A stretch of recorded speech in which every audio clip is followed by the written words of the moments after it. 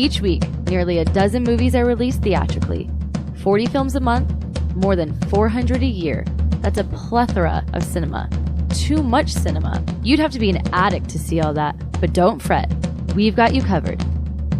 This is CinemAddicts. Hey everyone, welcome to another episode of CinemAddicts. This is a new week, new episode 221 of CinemAddicts. We are covering movies that are coming out or movies we saw within the past week for the week covering Friday, December 22nd, 2023. I'm joined by my betters, Bruce Perkey and Eric Holmes. Eric Holmes, what has the last week been for you as far as movie watching? How has it been? Have you been giving your all, your soul, your heart, and your plasma to the whole cinematic journey? What have you been up to? The movie watching has been pretty sparse, but everything else has been pretty balls to the wall. And I got sick a couple days, so that wasn't fun. But oh, are you okay? Did you get better? Did you take medication? Oh no, it was just a cold. It only lasted a day, and then another day after that, just kind of hacking up everything that built up in my lungs over that 24-hour period. Jeez, maybe you got sick because you saw one of our movies and it wasn't so good. Bruce, do you think that's what happened? No, it was before that. But it was before that. Bruce, did any movies make you sick to your stomach? No. But definitely there was a range of emotions. Let's put it that way. Range of emotions. Movies covered this week as far as features go. There's a movie called Breakwater starring Dermot Mulroney. A Creature Was Stirring, that creature being Bruce Perkey. He's going to be doing the review of that. Eric and Bruce will be covering Freud's Last Session. Little teaser here, Eric was giving a couple of comments on Freud's Last Session, and I have a feeling this movie, which is in Los Angeles, December 22nd, it's not exactly a barn burner. If it's not a barn burner, is it sort of cerebral and worth watching because it's just going to be talk. We'll see. There's another movie called The Mental State, Eric. This movie is, I believe, out, or what is it about? It's out now as we speak, I believe, on VOD, if I'm not mistaken. Why don't you talk about The Mental State, Eric? Yes, it's a really good movie about mental states. I did an interview with the director, and it's this is a weird one because I don't know how much I can talk about the story without giving things away, but essentially this kid is doing like one of those hayrack rides that you see like at they have them around Halloween time. They'll hook up a truck to a hayrack and then pull people around, go around real slow and fun for everyone. And as he's doing that, someone shoots at the car, and then he just, hightails it out of there, almost kills everyone in the hayrack, but ultimately saves them because, get away from the shooter. And then some stuff happens, and this is kind of where I'm at a loss whether I should go on or not. But I will say that one of the things that the mental state does well is that there's someone that has issues, that has mental issues like depression and anxiety and all that. There's a lot of movies that talk about that, but what a lot of movies don't talk about is what to do to get help. Like, oh, you can call this number, you can go here to get help. But when you try to do that in real life, what happens is that, okay, what kind of health insurance do you have? Oh, I don't have health insurance. We can't help you. Can I just pay cash? No, that's not how we work here. Okay, I need help. How do I get help? Oh, just get health insurance. Like this movie actually deals with the hurdles you have to jump through to get mental help, when you actually need it. And I really appreciated that. And then it goes other places that I don't really want to talk about here because I think you should watch it. The movie's fantastic. The movie's really great, and you should definitely check it out. It's got one of those Integrity of Joseph Chambers. It's got that kind of feel to it. If you or Killing of Two Lovers, it's got that kind of tone to it. So if you like those type of movies, definitely check out The Mental State. Fantastic movie. And I'm sorry I can't sell it anymore. It's one of those movies that the more I talk about it, plot-wise, the more I'm going to give away, and I really don't want to. The Mental State is available in U.S. and Canada on TVOD and digital platforms. The specific log line for The Mental State is, quote, a high school senior from rural Kentucky and his family struggle to cope with his recent severe mental health crisis. Eric, you did the interview with the director, I'm assuming, a couple of weeks back from your recall. How did it go? Anything enlightening? What did you ask about? I haven't listened to the interview yet, so I'm actually asking you, not even prepping you, trying to actually, if you're trying to look back, but a week. This is Oh yeah, it was a while ago. Yeah, I've done a bunch of interviews since, and I can't remember. I remember enjoying the interview. I cannot for the life of me. Bruce, Oh, we definitely did. what kind of professionalism? Um, Don't you remember every single conversation you've ever had, Bruce? no, I barely. Bruce? No. You? What? Where? What am I? Where am I? What's happening? I'm serious. Oh god, I'm not kidding. I'm kidding. I'm kidding. Allison I Thornton. will say that with Who's the Allison Thornton? Is she a producer on this or? she's one of the stars of it. Oh, okay. Yeah, Allison and Thornton. one of Director the James Connelly. James yeah. Connelly from Fatal Obsession and The Heavens Must Have Cried. And he adapted the mental state from Josh Adele's acclaimed play. Yes, Eric. I was going to say I did bring up the how much I appreciated them bringing up the finding mental help or mental professionals and help in the movie because that's definitely a thing in movies that they don't talk about. They kind of gloss over like, oh, we'll give you 800 number, you'll be fine. Not that easy, and this movie illustrates that very well. And so that was one of the things we talked about that I do remember talking about in the interview.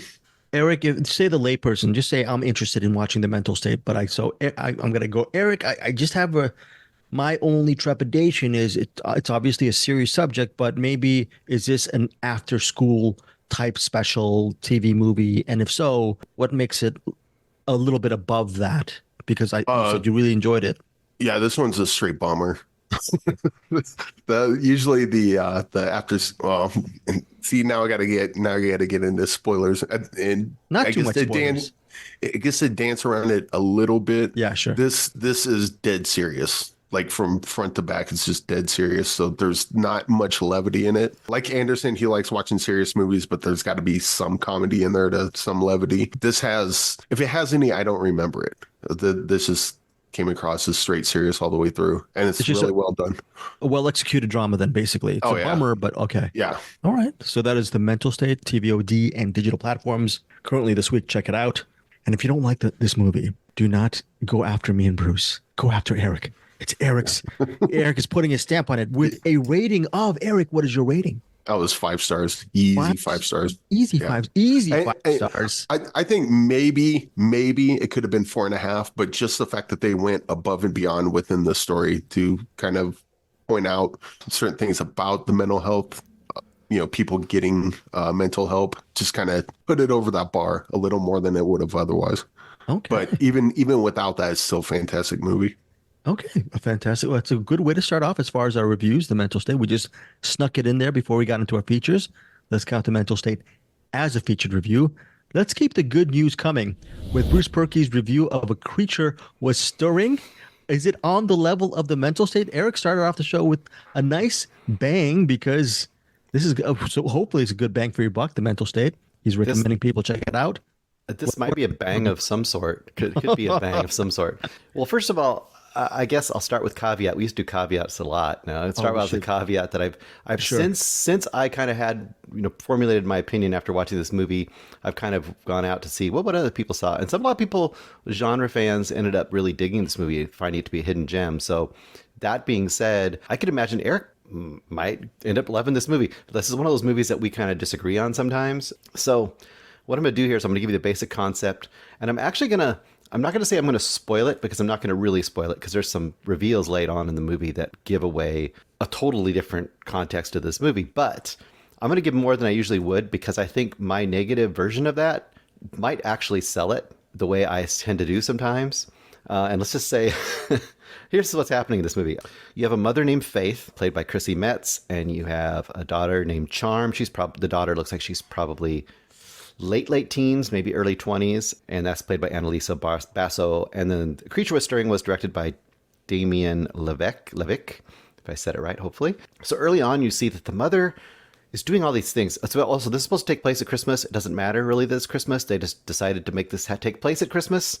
There's a lot of colorful lighting in this movie. I guess that's the Christmas aspect, but it doesn't really matter for the story. Either way, if you want to make it your Christmas movie, go for it. The mother is doing this thing where she tries to keep her daughter's body temperature between like 100 and I'm remembering this probably wrong, but like between 100 and 102 or something like that. Just like a 2-degree range. And if the daughter's temperature doesn't stay within that range, the mother believes and the daughter believes that she turns into a porcupine hybrid creature. And there, I see Eric's face like, oh, what? I'm listening.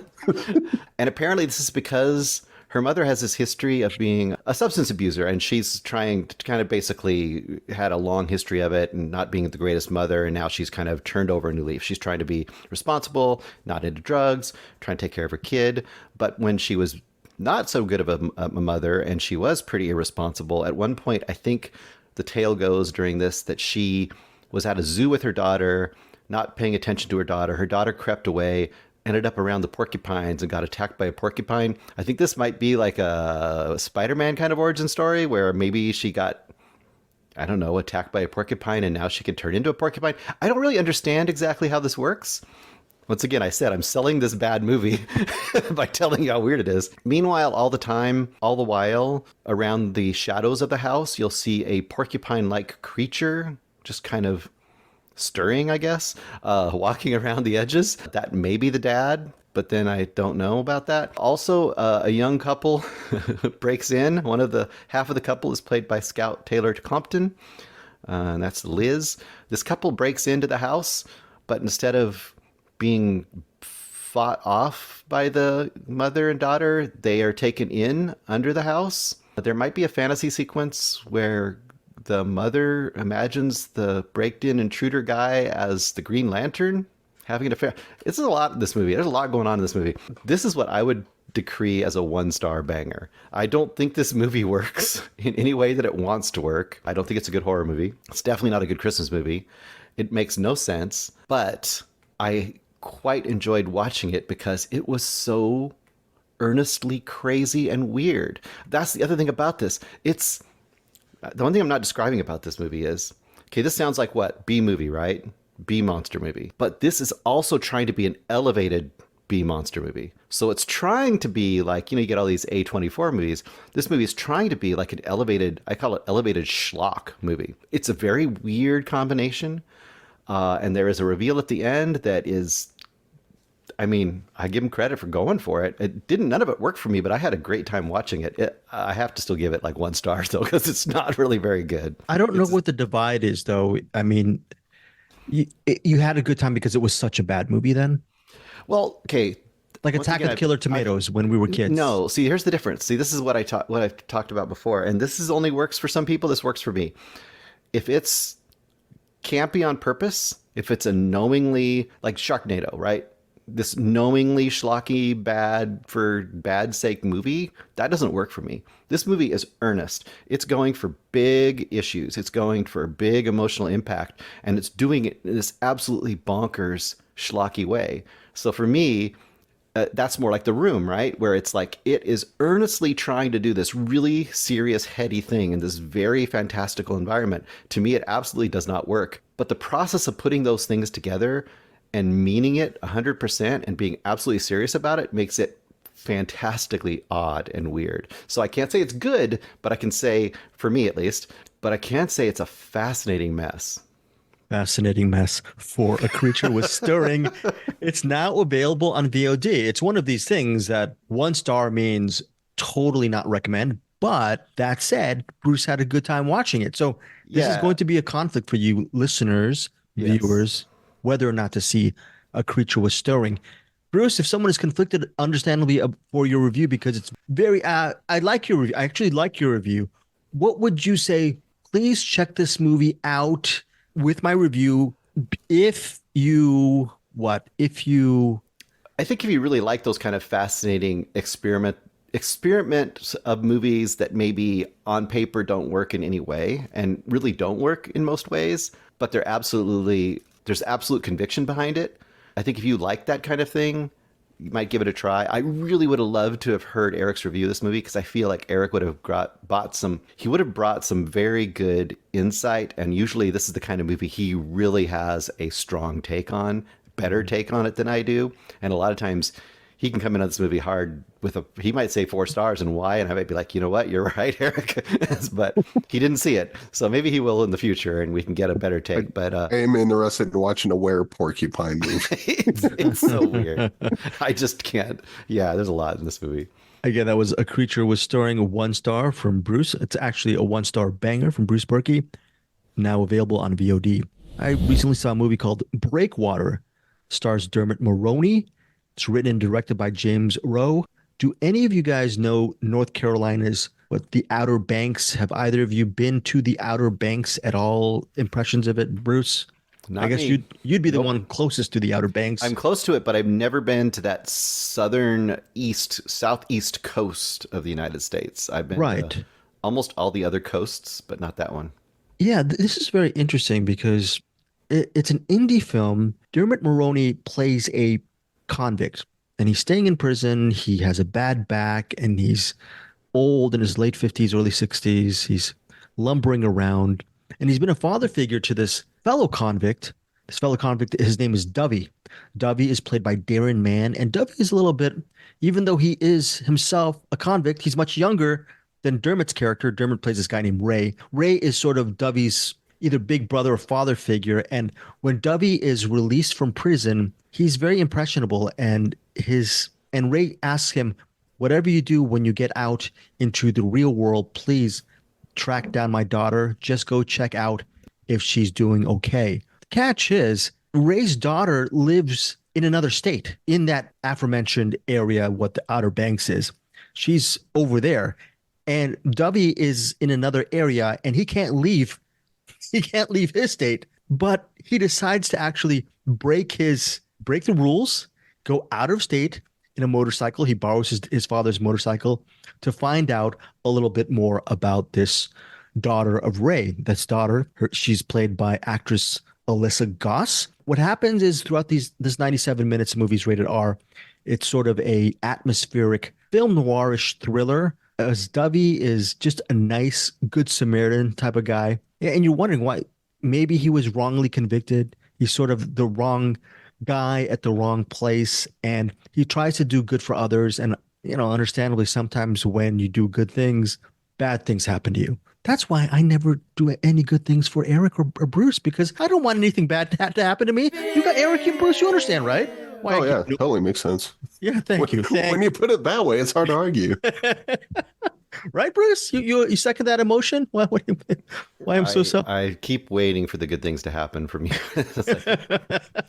So I send Lassie over. Lassie, tell Greg I fell down the well, and no, Greg. But anyways, yeah, Dovey Greg's is like, "Oh, the well's outside, isn't it?" Yeah. Don't do Sorry, that. Bruce. Dovey is like Bruce Perky and Eric Holmes. Dovey's very nice and he thinks of others. And sometimes when you think of others vis-a-vis a fellow convict, maybe the convict's daughter might have her own ulterior motives upon meeting Dovey. So what you get is a film noirish triangle situation, and it's in the Outer Banks. There are boat sequences. There's some beautiful. I forgot what the name of the small town in North Carolina where they filmed, but it's beautifully shot. Very interesting thriller. Well done acting. Mina Suvari has a very small role. She's at the beginning of the movie, and Sonia Sohn, she plays a probation officer. You might know her for her work in The Wire. I really enjoyed this movie. My only complaint is the first half, the lead up to everything is very, very, very, very good. I loved it. And then when it unspools, I like the first half a lot better than the second half. Overall, though, I would recommend this movie.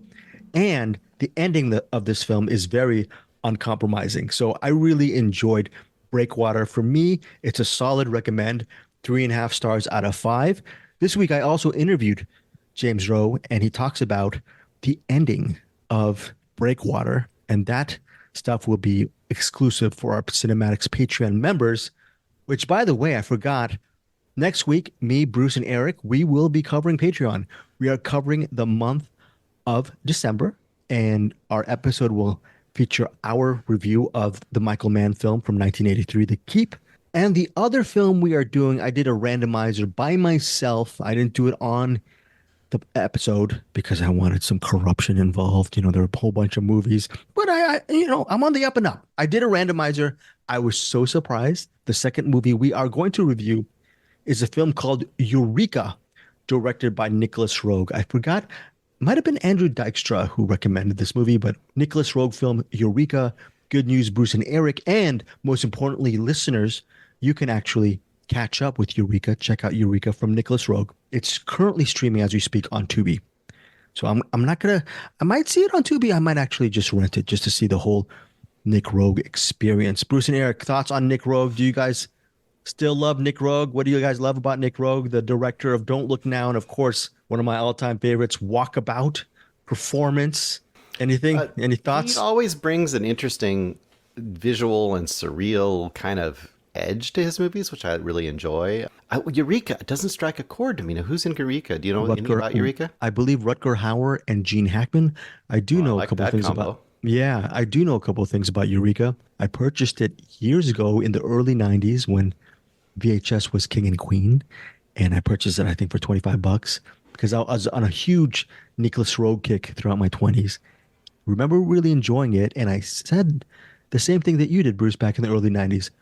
Why do most people not know about this movie? It's really cool. I think it's a good movie. I believe Andrew Dykstra from our CinemAddicts Facebook group, I think it was him, he was saying how much that movie is underrated as well. Eric and Bruce. Yeah, go ahead, It Bruce. looks like we had Gene Hackman, Rutger Howard, Mickey Rourke, Joe Pesci. See? Yeah, Wow. Okay. Pretty good cast. Did Yeah, Nicholas so Rogue do Insignificance? Who did yes. Insignificance? Yes, he did. I feel like that's from a similar time period, also just lost to history. So, You know what's interesting, Bruce, is a person Jim Dawson, he's a friend of mine, and I really respect him. And he said Nick Rogue's best film is Insignificance. And years back I told him I'd see it, still haven't seen it, but I hear that's Really? another movie that is underrated. It's on Criterion Channel all the time, by the way, Insignificance, but Eureka is never there. So we'll see. That might be, well, that was during the era, the Nick Rogue era, when he was doing stuff like Track 29 and a lot of these different movies from that era. Good pull, Bruce. And Eric, final thoughts on Nick Rogue before we get into our other feature stuff? Do you like him? I'm not nearly as versed in Nicholas Rogue as you guys are. Wait, did we cover Walkabout? Do you remember Walkabout? Got Walkabout and Don't Look Now, and I like both those movies, but like I'm not. I'm looking at his IMDb and I'm just going, haven't seen it, haven't seen it, Haven't seen it, right? haven't- Performance. Ooh. Looks like he did. Wait, did it? I don't think I saw The Witches. He did The Witches. I thought that was The Witches? Yeah. Yeah, he with, did The Witches. Angelica He did Houston and Yeah. all that. Yeah. He did The Witches. I thought that was someone else, like not Toby Hooper, but like I thought No. someone else Yeah. did that. It's one of those All right, things. so yeah. yeah. I did. Oh shoot, he did episode of Young Indiana Jones Chronicles. Yeah, Heart see? of Dark. No, he did not do Heart. Oh, Yeah, never he mind. did. That's a different With Tim Heart of Roth. Darkness. Yeah, it's TNT film. No, I was thinking the Apocalypse Now documentary. Oh, no. He did the Heart of Darkness, which is the adaptation of the Conrad story. Yeah, maybe I did see more Nicholas Rogue than Oh I shoot! You mean realized. oh shoot? Okay, I'll find it. Eric makes me and Bruce. Wait, was it Bruce last week who made me go back, or was it Eric? No, I think I was good last week. Okay. It was probably me. It's Okay, always so I me. got to go back and edit it, folks. You're gonna. It's not gonna make sense when you hear my frustrations, but I'm gonna go back and edit the Nick Rogue thing. All right, let's get back to features. Freud's Last Session out in Los Angeles, December 22nd. Eric and Bruce. Eric, why don't you tell us what this thing is about? I think it's something about Sigmund Freud's last days, and he has a conversation with C.S. Lewis towards the Yeah. beginning of the World War II or something like that. The way it's set up, or at least what I thought it was supposed to be, was that C.S. Lewis and Sigmund Freud wanted to have a conversation about the existence of God. And then they keep not having that conversation. And when that conversation does happen, it's like probably the most uninteresting version of that kind of conversation you could have. Keep in mind, this is coming from someone that's watched about every Christopher Hitchens video there is on YouTube. And if you're going to have that conversation, you make a movie about Christopher Hitchens and a conversation he has with someone about the existence of God. This one's kind of dull, and mostly it's just Anthony Hopkins just being a scatterbrained old guy. Hey, I tell you, we have a drink here, and we want to. C.S. Lewis, why don't you please have a seat? And I'm a old scatterbrain guy. And by the way, I can relate to that. I'm an old scatterbrain guy myself, but I don't want to watch a movie about me. And I did not really care as I was watching this. This was just this movie was like a sleeping pill for me. Wow.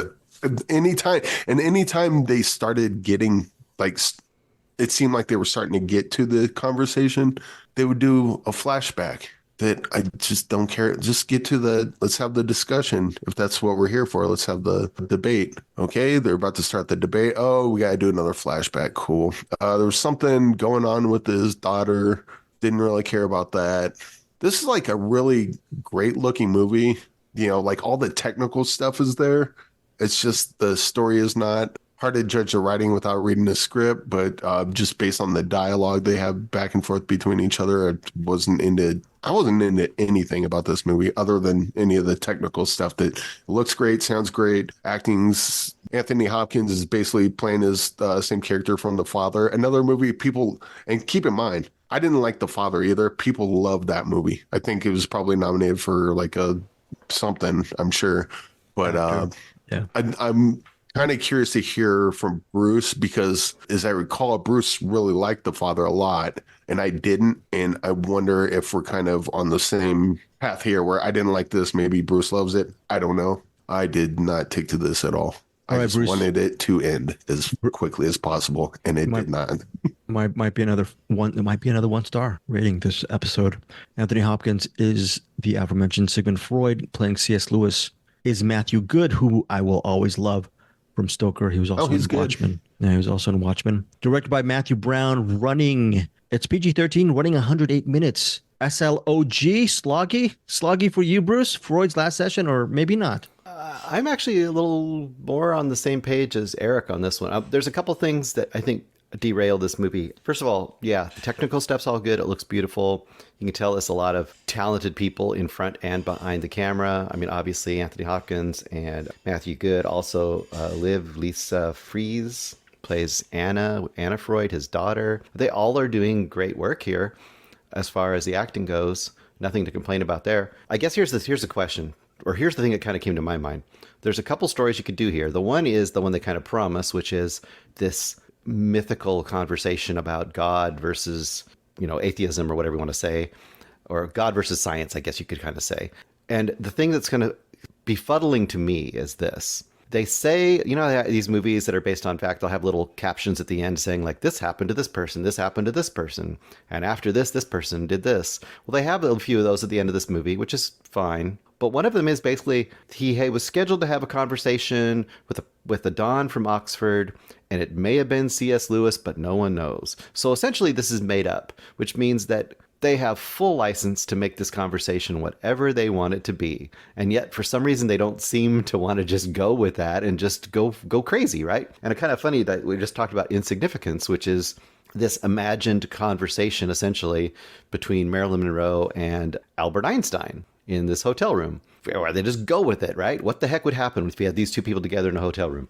Why didn't they do that in this movie? Why didn't they just have them go crazy on this conversation? That would be the one tact. The other tact is, if you want to stay historical and really get interesting, honestly, I think there could have been a really interesting story with him and his daughter. Maybe not in this moment in their lives, but the idea of her being the focus. Like, what is it like to grow up as the daughter of Sigmund Freud with all of this baggage that carries? And it shows even hints here that she was growing up and that she was in love with a woman and he didn't approve of that. She was trying to become respected in the field in her own right. Like, all of that stuff is great fodder for an interesting, dramatic story with truth as a background. But that was just barely hinted at in this movie. So I think, to me, it's missed opportunities all the way around. So I'm pretty much with Eric on this one.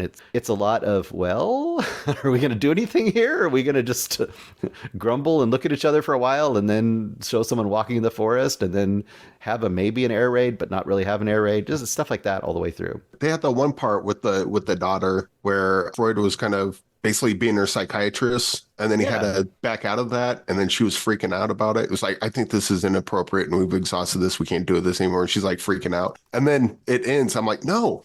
Like, that if you're going to have more of that.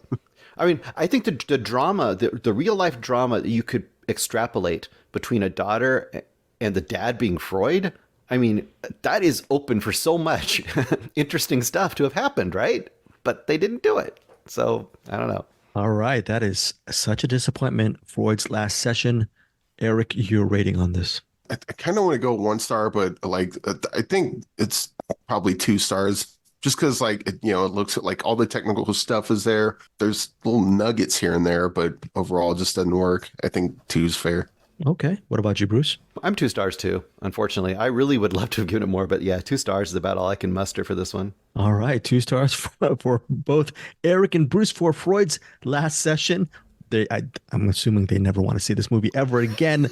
If you have any kind of contrarian views of Good sleeping material, you could probably, put it on Right? and fall asleep. Yeah. It's just quiet and it's kind of dark tones, and you get to listen to Anthony Hopkins while you're falling asleep. Okay, there you go. If you don't have the Com app, or you just want to have something on the television that is your version of a noise machine, check out Freud's Last Session. As I put words in Bruce Berkey's mouth. Again, 2 stars from both Bruce and Eric. Thank you guys for seeing the movie, and thank you for letting me watch basketball and football while you guys took this movie instead. Okay, we're done with our features. Middle class film class. We love them. We love Tyler Noe, Joseph Navarro, Peter Beta. Eric, you have something clever. I mean, I'm still thinking, I'm in the holiday spirit, but I'm still frazzled. I don't know what to say. Anything about leading Pete into this beat? Anything you want to say? Anything? Yes. Yes. Yo, Pete, wrap that beat and then put it under the tree. Remove your hand from the box, and you die. What's in the box?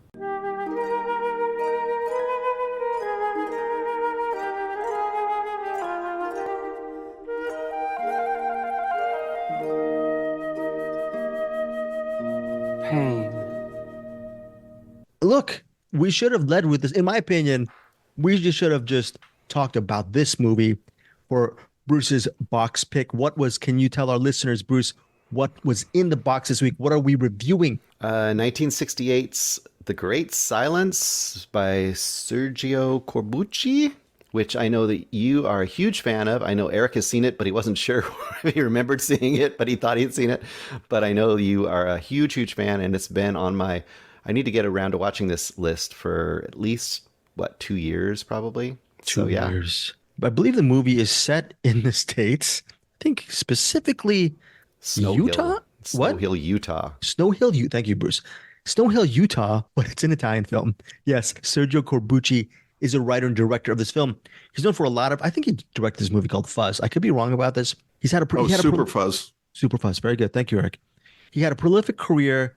This is considered his masterpiece. That said, I'm sure other people will disagree. There's other Corbucci films that possibly get up to this level. I haven't researched a whole bunch of, I think he did Django and Navajo Joe. I've yet to see these movies. By the way, Navajo Joe, it stars Burt Reynolds. I think as of this recording, it might be streaming on Prime Video. Quentin Tarantino said, before watching Django Unchained, what should people watch? He says, well, you should watch Navajo Joe, starring Burt Reynolds as Navajo Joe. That was a movie that inspired Django Unchained. The reason why I'm talking about this Corbucci connection, because there's another Quentin Tarantino Corbucci connection with The Hateful Eight, because The Hateful Eight, I don't know, Bruce, if you agree with me, or Eric, if you agree with me, this is a direct influence. The Great Silence influenced The Hateful Eight. Do you see that, Bruce, that kind of correlation? Oh, yeah, for sure. Especially like the stagecoach scenes and stuff in this one. But I mean, you can see a lot of stuff throughout, and the snowy setting, of course, and all that kind of stuff. There's a lot of parallels, not necessarily exactly the storyline, but yeah, like he had to have been an influence for sure. Well, I'm going to just very quickly bounce through the storyline, Bruce, and then you can head me off on the pass and do the review. Same with you, Eric. Eric, did you do a rewatch for this? I did. Oh, yeah. Oh, very cool. I did two of them technically, but we'll get to that. Oh, very interesting. Okay. No spoilers for The Great Silence, Eric. I know you want to say something about this, but we're going to have to navigate a lot with The Great Silence, what it's about and everything. But just know this, Klaus Kinski, it's a Klaus Kinski, right? He plays Loco. I think Loco means crazy. Loco is a bounty. Of course it is. Loco is a bounty hunter. He's out in the snow with the horses and jacket on. He's the only one in this snowy Snow Hill, Utah terrain who doesn't feel like he's freezing under this really unforgiving weather. He's just happy killing people left and right because it's killing season for bounty hunters. Their job is to kill supposed outlaws living within this environment. These are outlaws. There's a reason we're not going to get into why these are called outlaws. They each have a price on their head. And Loco is sort of the leader of a bunch of bounty hunters. He's the most successful one. He's just killing people left and right and collecting money. Thing is, when you kill people, they have family members. When Loco kills a supposed outlaw, but he looks pretty innocent, this dead man's wife decides to actually seek revenge on Loco. And what she does is she hires this gunslinger named Silence, played by Jean-Louis Trintignant. Silence is silent because I don't know. I'm going to let Bruce and Eric mention why he's silent, but there's a reason why this quote unquote man with no name is very silent. You're going to find out throughout the movie. But Silence is hired by this woman, this widow, played by Vonetta McGee. She plays Pauline. And together they team up to figure out how, if they want to kill the bounty hunter Loco, as well as the corrupt people, his corrupt henchmen or the fellow colleagues who are around town just killing people left and right who are quote unquote outlaws. That is a premise of The Great Silence. Bruce, take it away on your thoughts on the film. Yeah. I quite enjoyed this movie, but I would say, kind of like we said about In the Heat of the Night, you have to know what you're getting into. Like if you're not seasoned in Italian Westerns, you got to kind of be ready for the style. Italian movies in general, especially in that time period, they would do this thing where you'd have people from all different nationalities. They'd all come in, they'd all speak their parts in their native language, and they'd all be overdubbed later. Like everyone would be overdubbed later. So you have aggressive overdubbing. The camera work is kind of loosey-goosey. Like it'll just sometimes zoom in and be out of focus. And it's just like, yeah, good enough. Let's keep going. So you have to kind of technically get into the vibe of what it is. And that is just kind of Italian, like as Italian movies and especially Italian Westerns of that era. That's kind of what you get. And once you get into that, you can just enjoy the movie for what it is, whether you watch it dubbed or not. It almost doesn't matter if you watch it dubbed or not, because the Italian version is dubbed in its own way, and they both kind of are the same thing. What I would say is that really shines in this movie, other than the setting, is just it's a really unique and odd Western in general for a variety of reasons. One of them, most notably, being the ending, which we're not going to discuss in this movie or in this review, but the ending is what everyone will talk about when they watch this movie. But the other things that I'll bring up, so Silence, I actually say leave why he's silent out of it. I wouldn't say why, but a couple of things that are unique about him. So the silent, honorable gunslinger type guy is, kind of an archetype, right? But what he does is pretty great, because one of the things he does is he won't shoot or kill you until you shoot first. So it's kind of a reverse Han Solo thing, right? He won't shoot unless shot at first. And he has this tendency to shoot people's thumbs off, which is also kind of unique. And then you have another character, like the sheriff comes in. The sheriff is like the voice of reason, right? He's like the do-gooder, the real, and he's new to coming to town too, right? He's brand new. And there's a scene where he comes in and his horse is giving him hell, and he's in this high snow, and the horse isn't doing a great job, and all these bandits come out of the hills and surround him, and they say, "Oh, we don't want to kill you. Just leave and we'll eat your horse." And I'm like, what? What's happening here? So really interesting as far as that early character stuff. Yeah. By the way, we didn't mention Vonetta McGee is in Repo Man, and she's awesome in Repo Man as well. Very good pull. 10 or 15 Bruce. years later, something like that. Very quickly, when Vonetta McGee passed away, Alex Cox, the director of Repo Man, wrote an obit for her over for The Guardian. And obviously, Bruce, as you know, being a Repo Man fan, he cast Vonetta McGee because he was such a huge fan of The Great Silence. So, for sure. And she really does shine out in this. As far as characters go, to me, the dude who playing Silence, Jean, he doesn't shine out to me. He's almost a cipher, right? But sure. he does what he's supposed to do. But I think Vonetta McGee, or Vonita, I don't know how you say it. Right. Her and Klaus Kinski. I mean, Klaus Kinski is one of the all-time villains in this movie. I mean, I think he absolutely steals the show. But it's just weird scene after weird scene that plays out in ways you don't quite expect. Another example I'll give, an early example.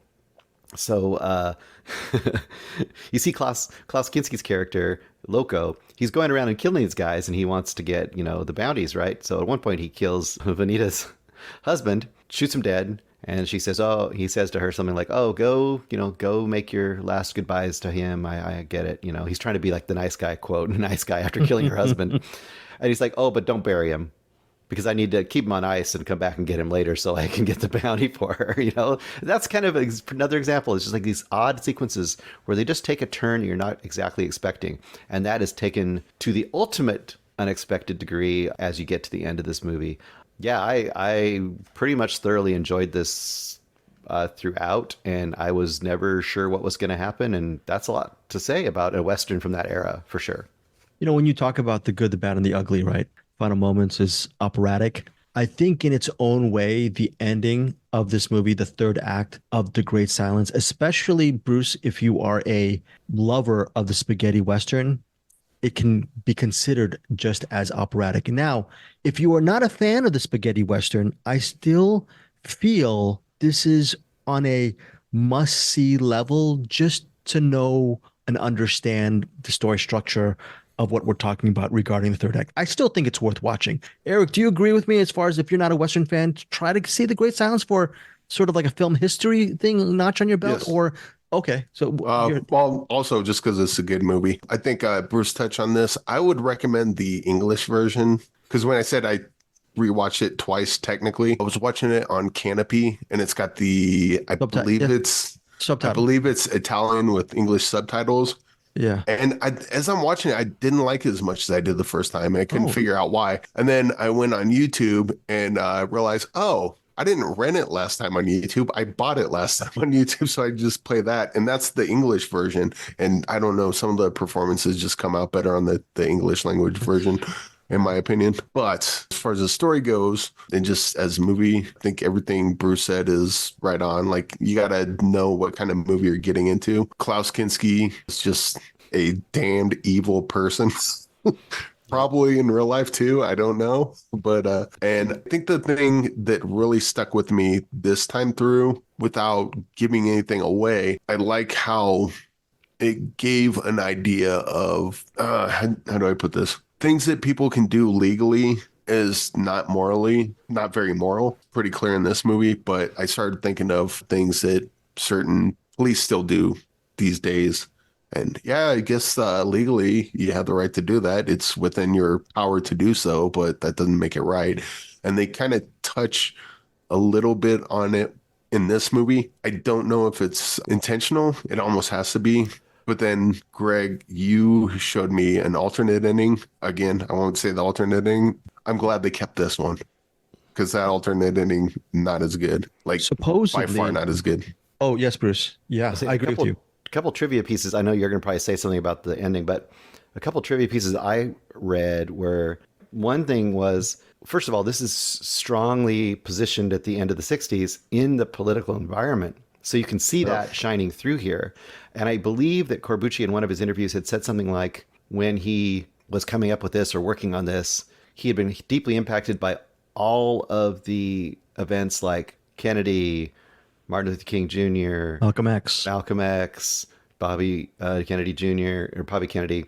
All of these things, they impacted a society in general, but they really impacted kind of this idea of justice and injustice and legality versus political power. So I think that's all very intentional in this movie. Also, is Klaus Kinski a terrible person? The other bit of trivia I read about this is during the filming of this, Klaus Kinski wrote like an autobiography, or... I did, and I read it. Okay, you probably know what I'm going to say then. There was this whole thing he talked about in there where he essentially talked about having an affair. He didn't mention her by name, but pretty much it's pretty clear that he had an affair with Vanetta McGee during the filming of this while he was married. Talked about going back after that and, kissing his kids and his wife and stuff. But then also in his biography, he badmouthed the physical appearance of Vanetta McGee, which is just doubly heinous. And it just sounds like he was, at least in that situation, a kind of already horrible person. And of course, wasn't it Werner that wanted to have him murdered on the set of Fitzcarraldo, yeah. So I think Klaus Kinski is pretty known as like not a great guy. So right, and to your point, Bruce, and Eric's point, that Kinski autobio, some of that has to be made up, because from my recollection, a great deal of it has him talking crap about the productions he was in and all the women that he essentially had sex with in graphic detail. We're talking about sort of Henry Miller-esque detail. So it's just 20-something-year-old me was really enjoying Kinski at the time because he was just sort of that. What is it, bon vivant with Rebel, a malevolent yeah. a malevolent streak, right? So, yeah, wow. But you were going to say something, I think, about the ending and the reshoot, right? Right. So supposedly, I was reading Jean-Louis Trintignant. This ending was at the behest of Jean-Louis. He wanted this ending, whereas I supposedly Corbucci wanted the alternate ending because the producers were sort of prodding him for the alternate ending. So that's what you get. So listeners, if you are interested in seeing The Great Silence, Eric, you saw it on Canopy. I saw it on Canopy, but then Eric purchased it again for rental on YouTube. How did you see it, Bruce? Did you see it I rented it on for a couple bucks on like Amazon. And okay. I actually watched I had the option on there. You could switch it between the Italian, and I actually ended up siding on the dubbed too, which I wouldn't usually, but for Italian Westerns, it almost seems more fitting. Well, the weird thing is, though, like when I'm watching it in English, the lips line up more often than they don't on the English one. The Italian one, they're like off sync throughout the entire thing. It almost feels like seemed right. It almost feels like the Italian one's the dub version. But I don't know. It's like watching an old Godzilla movie, not the new one. Don't do it with -1. But the old Godzilla's movies almost seem that way too. Like if you watch them dubbed, it's like that's the way they should be. It's like it just feels right. Okay, so that is The Great Silence. Again, this is one of these things that we could talk about ad nauseum if we talked about the third act. But we want you, fellow listener, to please check out The Great Silence on whatever platform you have. It's definitely worth a rental at the very least. Maybe be smarter than me. Get the Blu-ray from Film Movement. Do not trade it in like I did a couple of years ago, like an idiot, because the Film Movement Blu-ray has an Alex Cox just reminiscence of The Great Silence, and he's talking about it. And I'm sure there's other special features that it has. I really need to repurchase that Blu-ray and talk about it as well. So The Great Silence, 105 minutes, 1968, written and directed by Sergio Corbucci. It's an easy 5 stars for me. Eric Holmes, your rating on The Great Silence? I'd probably go 4.5. I kind of almost want to go 5 just because like that ending hit me a lot harder this time around. Oh, and by the way, I believe on Canopy that Alex Cox, I didn't see it, but I think that Alex Cox thing you're talking about is on there. Which one? Highway Patrolman?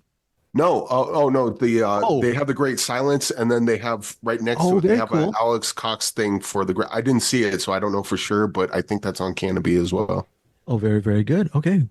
I will check it out. Thank you, Eric, for that. Bruce, your rating on The Great Silence? I think I'm 4.5 too, and I think when I first watched it, I felt like, I think I'm 4 stars. It was pretty good, and I sat with it for a couple of days, and it already's gone up. It's like you said, once you get past kind of the style, the kind of roughness around the edges, it's just such a weird and unique movie. You gotta love it.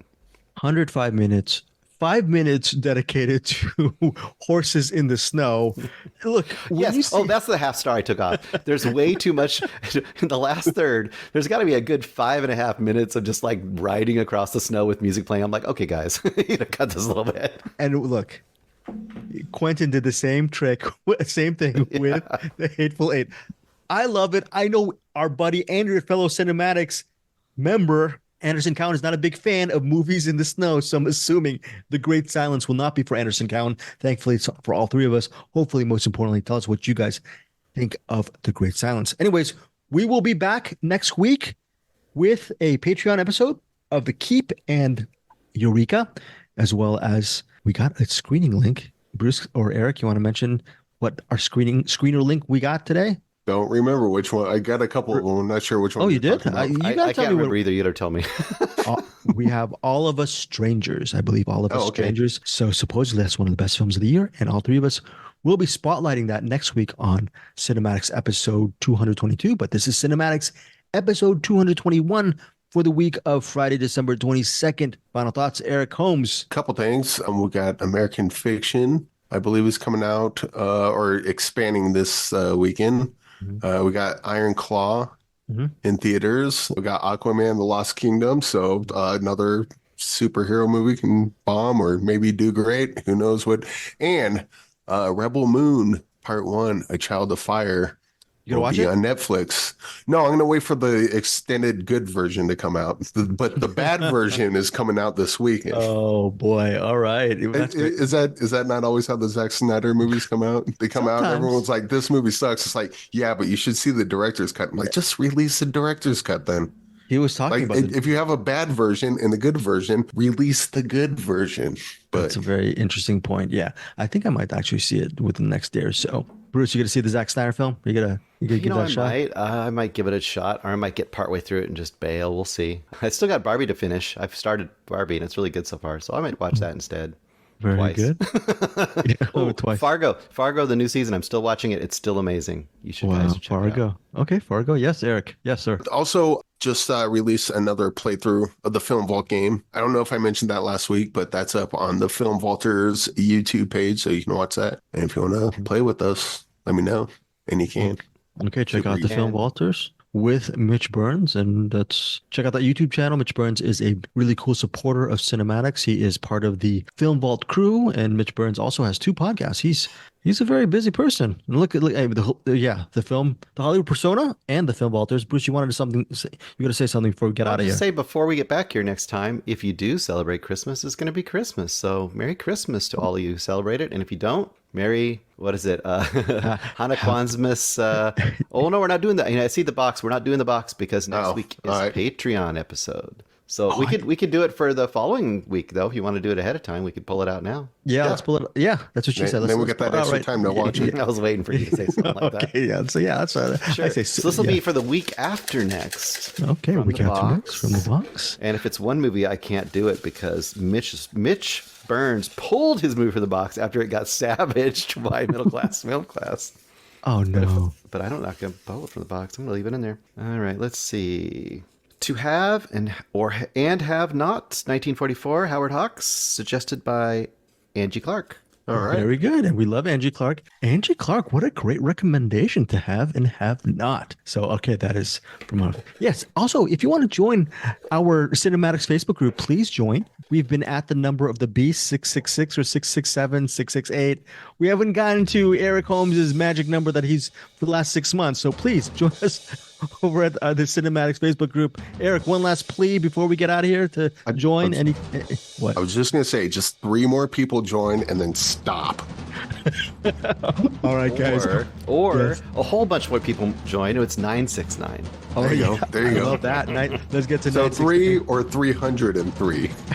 However you want to cut it, I don't care. All right, guys. Thank you so much for supporting us here on CinemAddicts. We will see you next week. And of course, here's Claire. Goodbye, everybody. Thank you for joining CinemAddicts.